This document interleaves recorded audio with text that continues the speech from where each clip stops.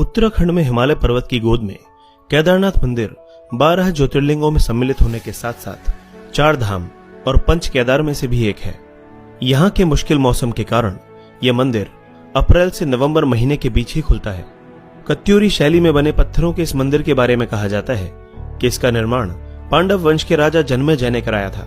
यहाँ स्थित स्वयंभू शिवलिंग अति प्राचीन है। कहा जाता है कि 8वीं शताब्दी में आदि शंकराचार्य ने इस मंदिर का जीर्णोद्धार कराया था।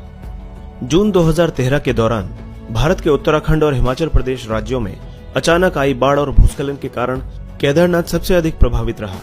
इस ऐतिहासिक मंदिर का मुख्य हिस्सा और सदियों पुराना गुंबद सुरक्षित रहा, लेकिन मंदिर का प्रवेश द्वार और उसके आसपास का इलाका पूरी तरह तबाह हो गया। केदारनाथ मंदिर समुद्र तल से 11,755 फीट की ऊंचाई पर स्थित है। दोस्तों, अब जान लेते हैं कि किस तरह 400 सालों तक केदारनाथ मंदिर बर्फ में दबा रहा और इसका इस मंदिर पर क्या असर पड़ा। वैज्ञानिकों के अनुसार केदारनाथ मंदिर 400 सालों तक बर्फ में दबा रहा, फिर भी इस मंदिर को कुछ नहीं हुआ। इसीलिए 2013 में आई जल प्रलय के दौरान इस मंदिर के सुरक्षित रह जाने से वैज्ञानिकों को कोई हैरानी नहीं हुई।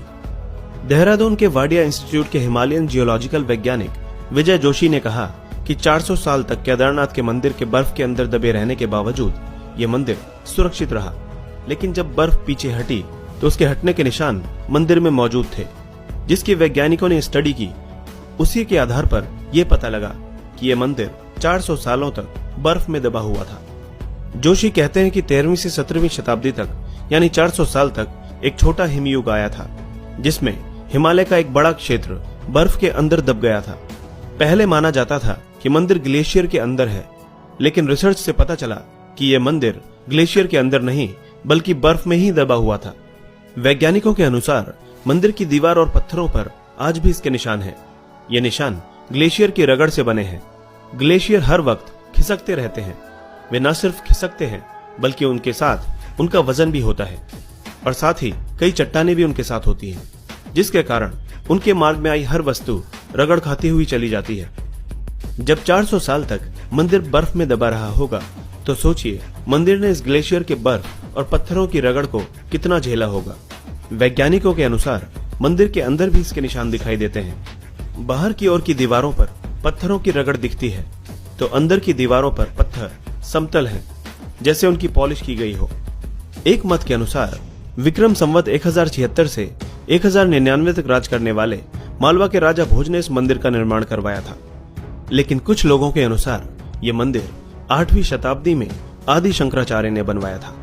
बताया जाता है कि मौजूदा केदारनाथ मंदिर के ठीक पीछे पांडवों ने एक मंदिर बनवाया था, लेकिन यह मंदिर वक्त के थपेड़ों की मार नहीं झेल सका।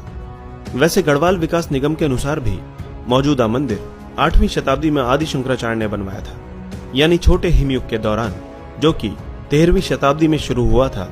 उससे पहले ही यह मंदिर बन चुका था। वाडिया इंस्टीट्यूट के वैज्ञानिकों ने केदारनाथ इलाके की लाइकोनोमेट्री डेटिंग भी की। इस तकनीक से शैवाल और उसके कवक को मिलाकर उनके समय का अनुमान लगाया जाता है। इस तकनीक के अनुसार केदारनाथ के इलाके में ग्लेशियर का निर्माण 14वीं सदी के मध्य में शुरू हुआ और इस घाटी में ग्लेशियर बनना 1748 ईस्वी तक जारी रहा, यानी तकरीबन 400 सालों तक। जोशी ने कहा कि सबसे बड़ी बात यह है कि लाखों साल पहले चोराबारी ग्लेशियर के पीछे हटने से केदार घाटी बनी। जब ग्लेशियर पीछे हटते हैं तो वे रोड रोलर की तरह अपने नीचे की सारी चट्टानों को पीस देते हैं और साथ में बड़ी बड़ी चट्टानों के टुकड़े छोड़ जाते हैं। जोशी कहते हैं कि ऐसी जगह पर मंदिर बनाना इंजीनियरिंग का एक अद्भुत नमूना है। उन्होंने एक ऐसी जगह और एक ऐसा सेफ मंदिर बनाया कि आज तक उसे कुछ नुकसान नहीं हुआ।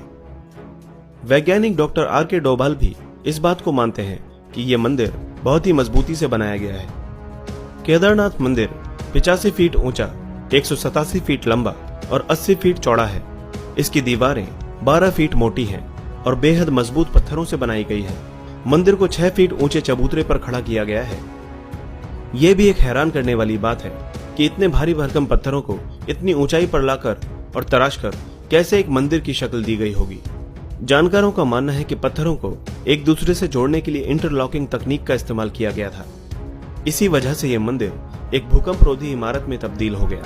ये मजबूती और तकनीक ही मंदिर को नदी के बीचों बीच खड़े रखने में कामयाब हुई।